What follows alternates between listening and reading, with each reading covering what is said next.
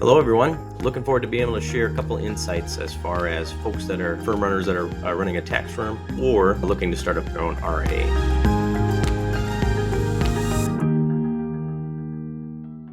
Most of the videos that here we do either on Petros Family Wealth or Petros Family Tax in regards to potential clients or current clients, arming and educating them and sharing some ideas to help them navigate life and the financial struggles as well as opportunities.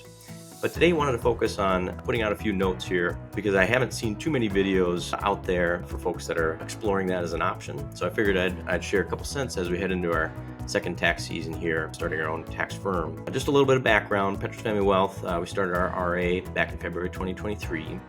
And one of the main goals was to be able to provide tax planning and tax preparation services for clients in order to enhance that level of service, just as we saw some very basic returns, firm minimums starting to get up to that $1,000, $1,500 per return.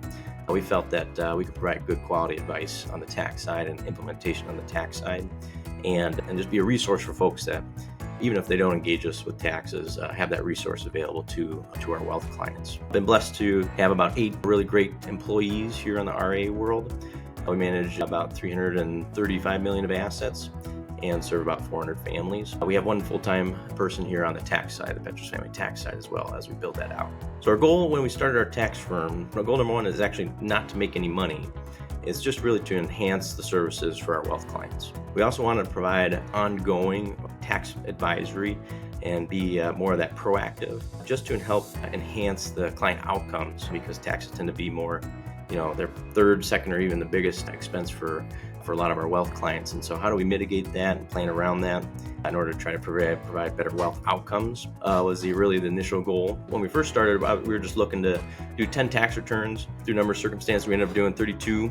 And then heading into our second tax season here towards the end of October of 2025, our goal is to have 60 clients, and we're at about 75 engagements so far as we head into the new tax year. So I'm going to share 3 big surprises with you. And then I was going to break down, advice that I'd share for RIA owners that are looking to start their own tax firm, and then some ideas for tax firm owners that are looking to potentially start their own RIA. So the first big surprise, just coming from the wealth management world, is that your first tax return is going to take significantly longer than you ever expected originally. But then by your 30th, it's going to be way faster than you originally thought as well. Making sure that you have the capacity and availability, and like we started to do, but ended up expanding there pretty rapidly. Started to try to set that maximum and just making sure everything's correct and ready to go as you kind of beta test it for that first tax season. Particularly if, for example, in this, in April 2025, not only did we have that tax deadline, but we also had the tariff tantrum.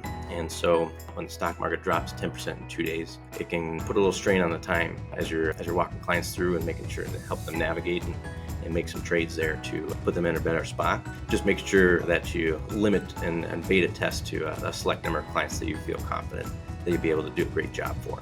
The second biggest surprise, and we heard about this, and this is why we started our Petros Family Tax, was that huge shortage of talent in specifically the tax world. So not just the accounting world, but also the tax world within the accounting world. And it is a way bigger shortage than I really originally anticipated as well. And I think some of the reasons are, one, a lot of the colleges are really incentivized to have that first job be a highly reputable, high-paying job. And so a lot of colleges focus more so on accounting rather than on tax. The other thing is that the training involved for a lot of students is a different mindset shift than we have probably been trained about in the wealth management. And it has to do with most of the training and the knowledge base for accounting majors are really going to be backwards looking, reconciling information, finding out what happened, and then making sure everything all adds up for the current year. Whereas in wealth management, you're always looking forward. So even if you did a great trade, it doesn't matter. You're always trying to figure out the next trade. Or if you messed up, how do you get out of this rut, for example? And always anticipating and looking forward versus a lot of the training involved in the accounting space is all backwards looking.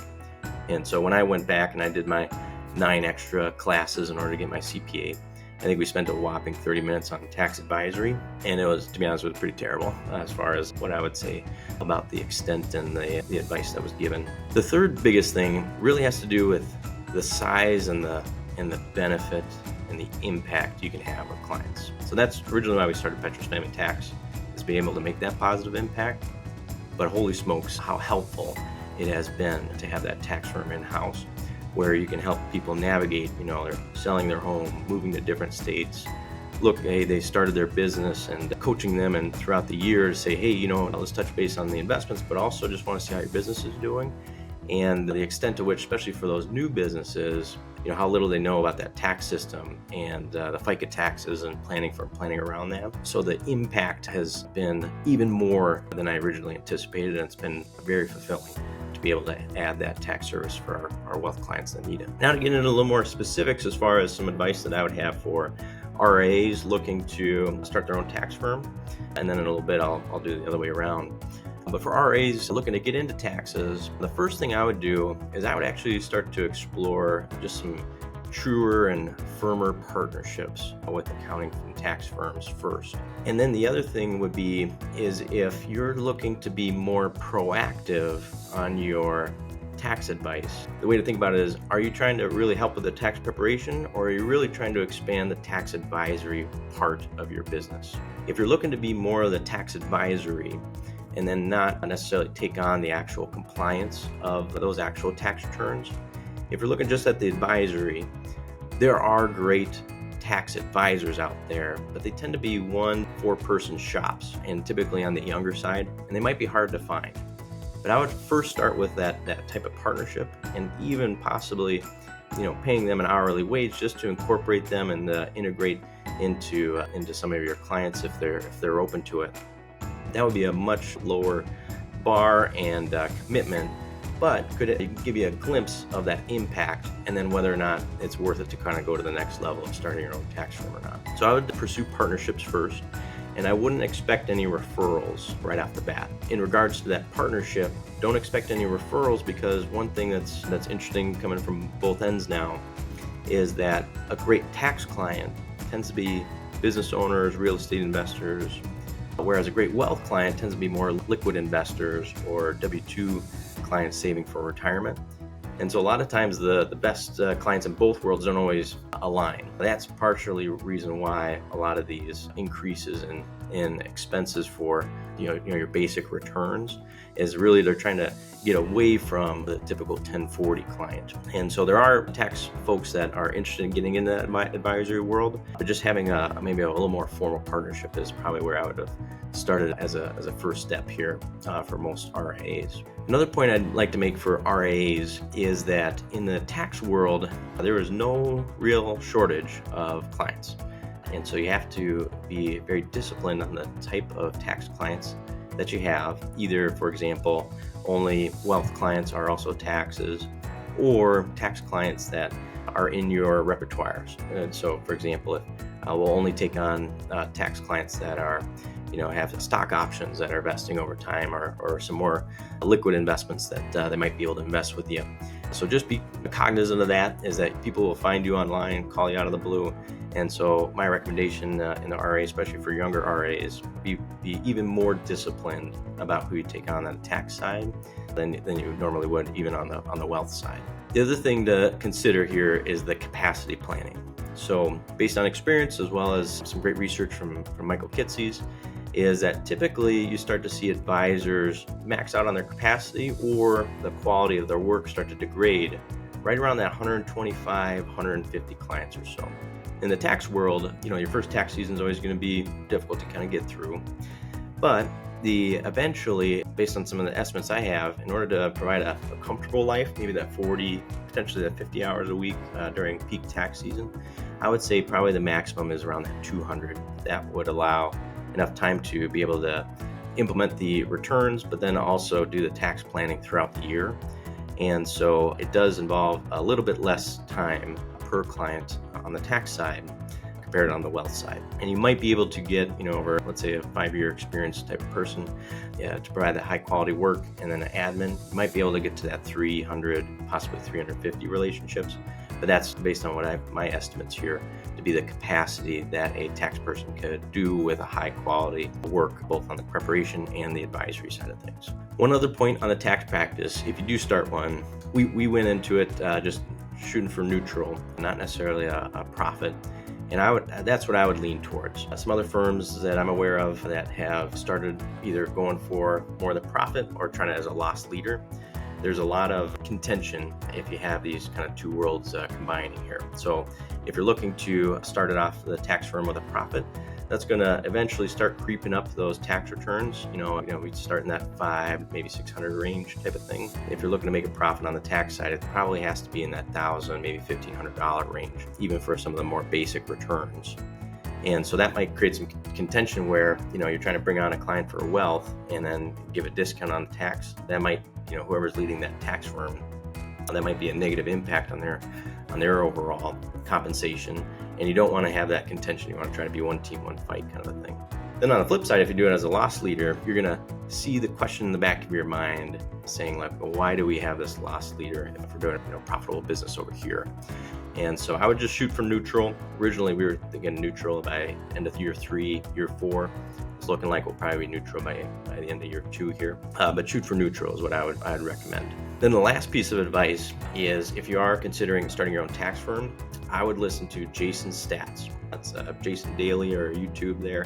He's essentially the Michael Kitces of the accounting world. Lots of great videos pretty much every day. He's also got a technology stack recommendation similar to Kitces Tech Map. I would start there and I would listen to him for about a year before you actually consider opening up your tax firm. If you're an RA that doesn't know Michael Kitces, listen to him first for 1 year and then start listening to Jason's stats in order to bring you up to speed in the RA world. Now for ideas or some advice that I would provide for accounting or tax firms looking to start their own RA.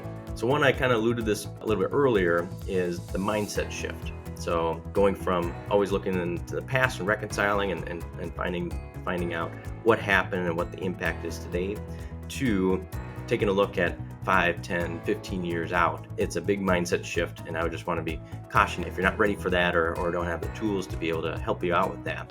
That would be one of the first mindset shifts and things that I would consider as you're looking to expand into the wealth management space. The next thing I wanted to share for tax or accounting firms is similar to what Jason Stats says about how the practice management tool or system is probably the most important starting place, and then you can figure out your tax prep or your bookkeeping and other resources later. In the wealth management space, that first decision should be your custodian. I would probably lean more towards like an XYPN or an altruist.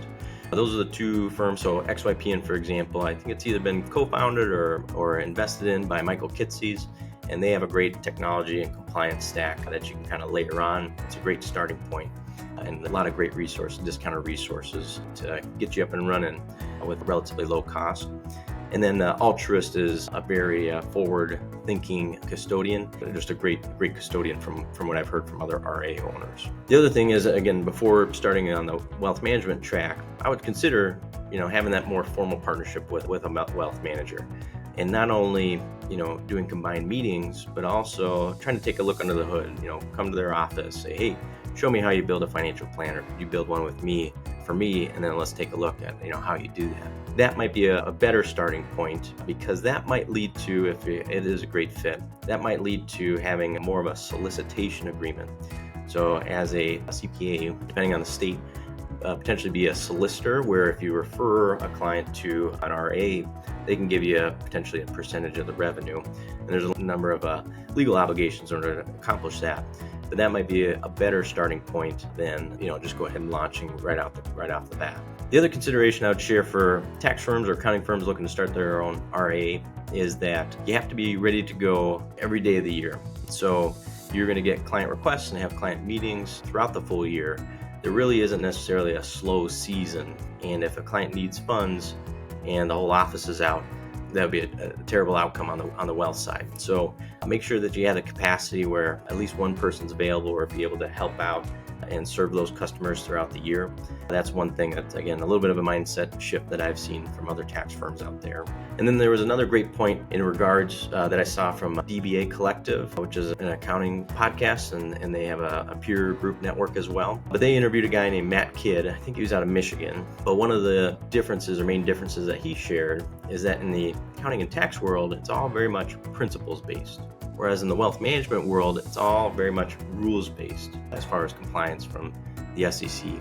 Essentially, some wealth manager messed up, could be decades or 50 years ago, and therefore a new rule came in, and it might be outdated. It doesn't make sense or apply much anymore, but you have to be able to report or track or have a log of all that information and that archiving of information and emails for many years. So that's one thing where instead of principles based, it is really very much rules based on the wealth management compliance side of things. And then for tax or accounting firms, listen to Michael Kitces. Again, he's the Jason Stats of the wealth management world. I would start to learn from them, and then he also has some CE that, for example, could apply towards your EA or your CPA license.